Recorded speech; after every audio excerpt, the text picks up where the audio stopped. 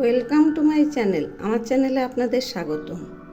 আজকে আমি ফুলকপির রোস্ট বানিয়েছি আর এই রেসিপি নিয়েই আপনাদের সামনে আসছি। এই রেসিপি বানানোর জন্য এখানে আমি ফুলকপিগুলো যেই রকম করে কেটে নিয়েছি। এবার প্যান বসিয়েছি, প্যানে কিছুটা জল দিলাম, জল ফুটছে। এখন আমি এর মধ্যে কপিগুলো দিলাম, একটু নেড়ে দিচ্ছি। এই কপিগুলো একটু হালকা করে ভাপিয়ে নেব, খুব একটা বেশি ভাপাবো না, তাহলে গলে যাবে। এই যে দেখুন কালারটা চেঞ্জ হয়েছে। এখন এগুলি ছেঁকে নেব। এই যে কপিগুলো ছেঁকে নিয়েছি। এখন কড়াই বসিয়েছি, কড়াইয়ে ছোটো এক বাটি সাদা তেল দিলাম, অর্থাৎ এখানে 50 গ্রাম সাদা তেল আছে। তেল গরম হয়েছে, একটু নেড়ে দিচ্ছি। এবার আমি এর মধ্যে কপিগুলো ছেড়ে দিচ্ছি। এগুলি এখন হালকা লালচে করে ভেজে নেব। ভাজা প্রায় হয়ে আসছে। এই কপিগুলো থেকেও ভাজার একটা সুন্দর ফ্লেভার বেরিয়েছে।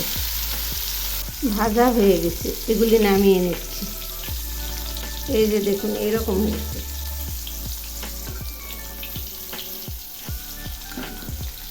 এভাবেই আমি সবগুলো নামিয়ে নেব।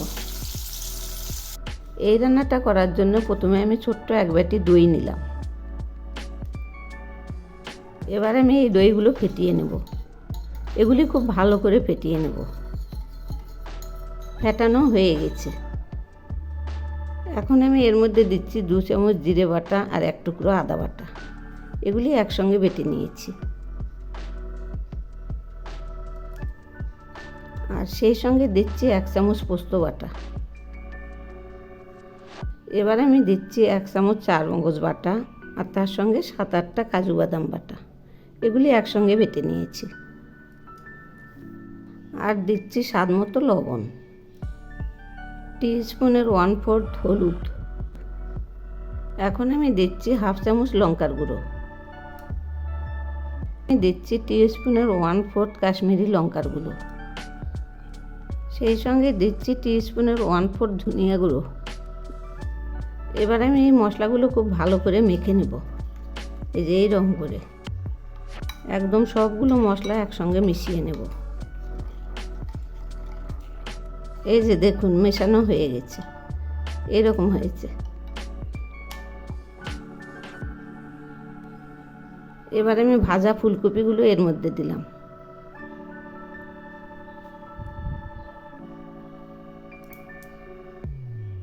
এবার আমি এই মশলাগুলো দিয়েই ফুলকপিগুলো ম্যারিনেট করব। এই যে দেখুন ম্যারিনেট করা হয়ে গেছে। এগুলি এখন 5 থেকে 7 মিনিট রেস্টে রেখে দেব। এখন আবার কড়াই বসিয়েছি। আগের ওই ফুলকপি ভাজার ওই তেলের মধ্যে 1 চামচ ঘি দিলাম।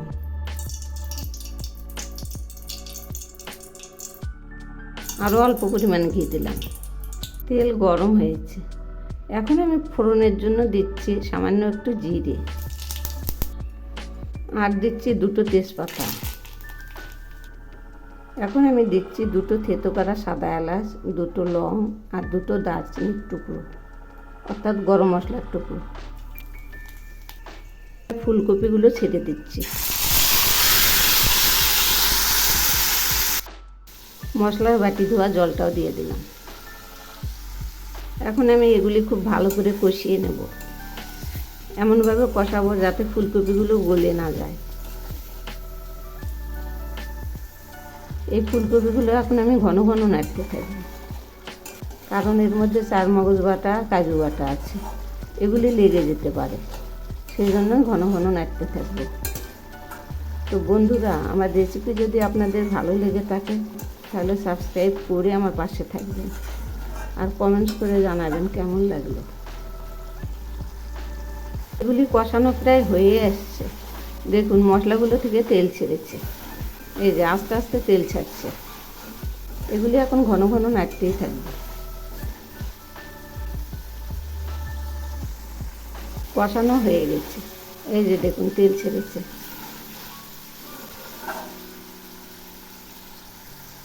এখন আমি এর মধ্যে মশলার বাটি ধোয়া আর একটু জল ছিল সেগুলি দিয়ে দিলাম। একটু নেড়ে দিচ্ছি। এই মশলার বাটির যেটুকু জল দিয়েছি এটুকুতেই হয়ে যাবে, কারণ কপি তো প্রায় সেদ্ধ হয়ে আসছে, আর একটু হবে। এবার আমি এর মধ্যে দিচ্ছি টিস্পুনের 1/4 চিনি, একটু নেড়ে দিচ্ছি। এই রান্নাটা একটু ঝাল ঝাল মিষ্টি মিষ্টি হবে,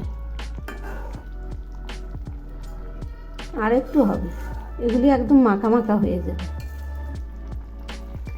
রান্নাটা এখন প্রায় হয়ে আসছে, এই যে দেখুন একদম মাখা মাখা হয়ে গেছে। এগুলি ঠান্ডা হলে আর একটু জমে যাবে। এবার আমি এর মধ্যে দিচ্ছি 1 টুকরো সাদা এলাচ বাটা আর 1 টুকরো গরম মশলা বাটা, এগুলি একসঙ্গে বেটে নিয়েছি। সব শেষে আমি দিচ্ছি অল্প পরিমাণ ঘি। এবার নেড়ে চেড়ে নামাবো। এই যে রান্নাটা নামিয়েছি, দেখুন কত সুন্দর হয়েছে। যদি আমার এই রেসিপি আপনাদের ভালো লেগে থাকে তাহলে এভাবে একবার বানিয়ে খেয়ে দেখবেন, অপূর্ব স্বাদ। একবার খেলে ভুলতেই পারবেন না, এত টেস্টি।